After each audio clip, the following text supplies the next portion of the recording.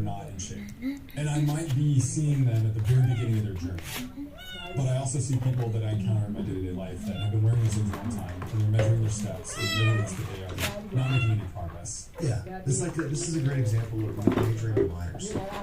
It's the guy who's comes to me as 50 pounds overweight, and he's like, dude, I'm hitting my protein window 15 minutes after my workout, and I'm eating 6 meals a day, and I'm on the Stairmaster. I'm like, dude, just go for a walk and drink water.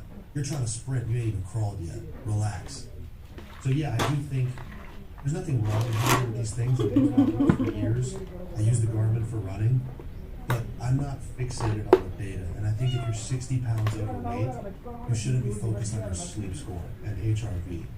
I think that Lane Norton, it's the second time referencing him, but he's got these great analogies. He has big rocks versus the small rocks. These wearables, these are very small rocks. The big rocks would be how much am I eating, how hard am I training, am I training, am I walking outside, am I drinking water, and am I sleeping 8 hours a night?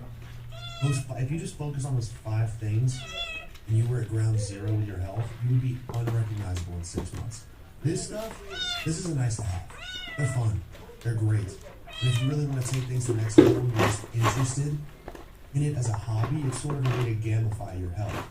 I've also seen it go to the opposite end of the spectrum where people become fixated on recovery scores, and then there's this mind fuck that happens. It's almost like a technological orthorexia. You become so fixated on your health and what the wearable overlords have said to you that you make your decisions that day. Sometimes I don't check my Whoop until mid-afternoon after my training's done, because I'm aware that if I wake up in the red, I might let that get to me for my run, my lift, or my podcast. I just wait. And so yeah, I do believe most people who are in phase 1, they don't need this. Maybe an Apple Watch to track their steps.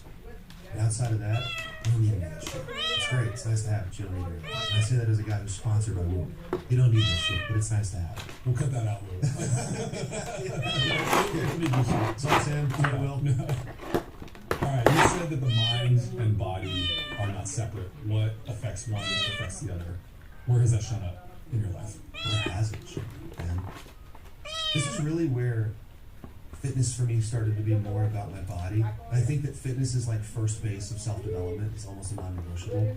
But I remembered I got in shape because I thought that would fix my problems. And when I got in shape, I realized it didn't fix my problems, but it helped a little bit. But it taught me something about myself. It taught me behaviors, delayed gratification, overcoming adversity, patience, long suffering,